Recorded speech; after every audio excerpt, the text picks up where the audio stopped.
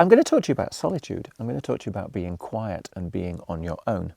As you can see, I am in a place which makes me feel pretty alone. I'm sure that there are some people out here somewhere, but I certainly feel very, very much alone. And I think this is an absolutely fantastic way of getting to know yourself. So, and this is coming from someone who is a bit of a communication junkie. I was a bit of a socialite, you know. I considered one of the reasons, the zest for life, as being relating with others and seeing how other people, you know, where their juice came from, where their meaning came from, and connecting with that and understanding other people. But it turned out that all of that was a little bit of a story to avoid my own self-exploration. So if I could communicate with others, it was yet another way, somehow or other, about avoiding myself, about avoiding the truth within. And it turns out that you really do need a moment of quiet, truthful contemplation to understand what it is that you think you are, and then stripping away the thinking bit and discovering what's behind. So there is a whole layer of feelings that you can avoid when you fill your life with noise and activity, and it can be tremendously effective as a delusion. But there is a point at which you kind of have to stand up and be counted and take responsibility for what it is that your day-to-day existence is.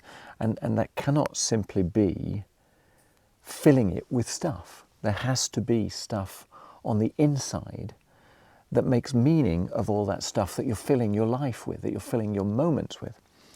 And so that is why it's important to spend time on your own. That is why it's essential, I think, to be comfortable in solitude, to be, well, I guess you'd call it your best friend.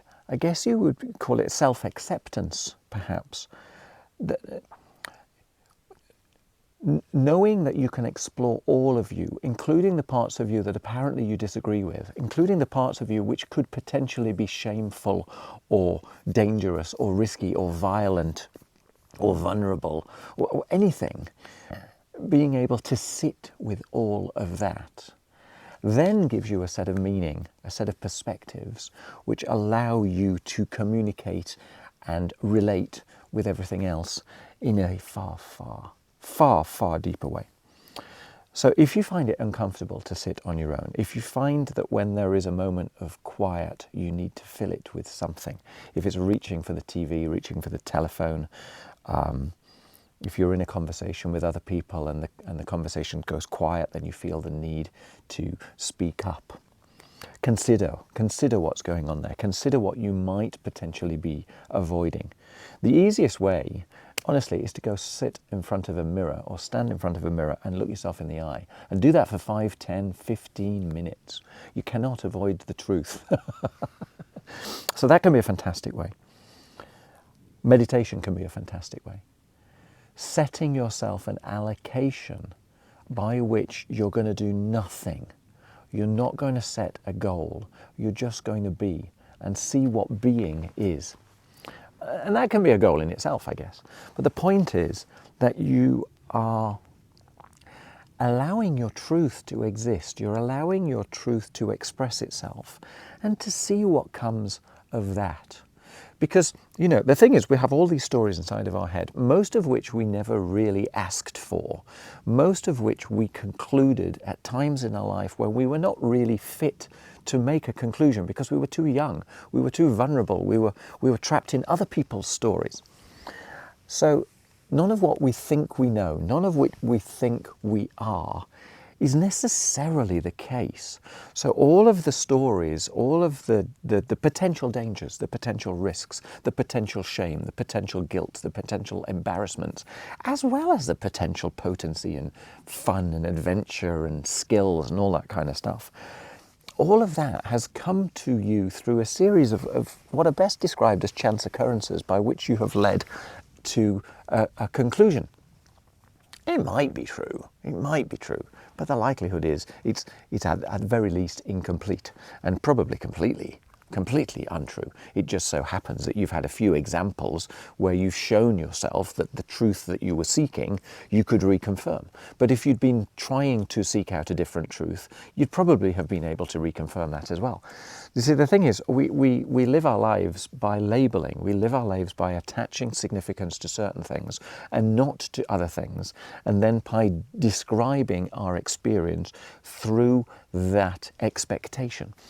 So all of that has been built from yesterday, from times when we were so young we didn't understand it, up to today, like a series of kind of inevitabilities.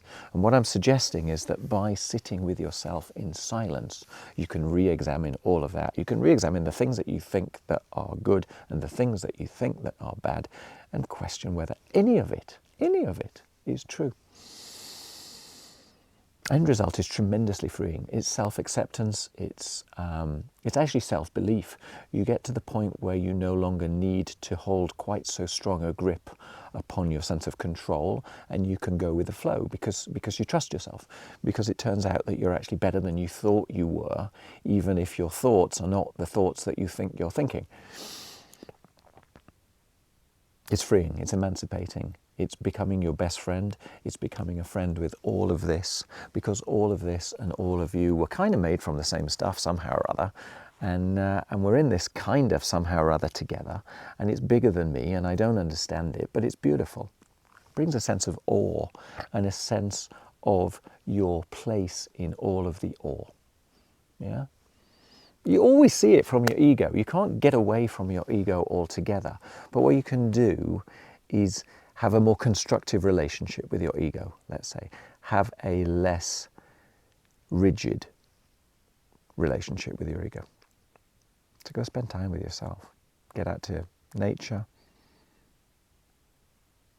Close the door. Sit on a cushion and do nothing. 20 minutes. And see where you get. Now there is a point at which, this is not the end of the world.